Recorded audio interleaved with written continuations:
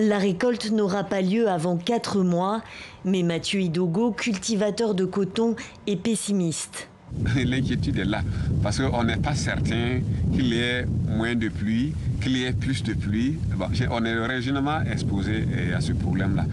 Dans cette région du sud-est du Burkina Faso, la sécheresse n'a épargné aucun champ de coton. Ma récolte a été mauvaise, je n'ai pas eu beaucoup de coton.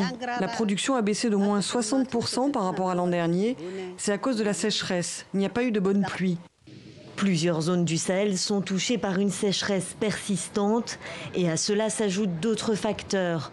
En 2008, le géant de l'agrochimie Monsanto a introduit dans le pays un coton génétiquement modifié pour résister aux insectes nuisibles.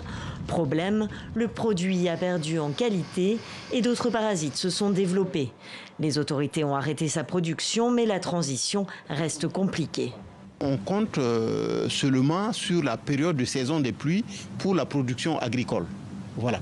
Et si on a des sécheresses prolongées sur ces 3 ou 4 mois de la saison des pluies, effectivement, ça joue beaucoup sur la productivité agricole. Le marché du coton est la deuxième source de revenus pour le Burkina Faso après l'or. Ce secteur emploie 80% de la population active. Le gouvernement a promis une aide de 14 milliards de francs CFA pour aider les fermiers. Mais le pays a d'ores et déjà perdu cette année sa place de producteur numéro 1 sur le continent africain.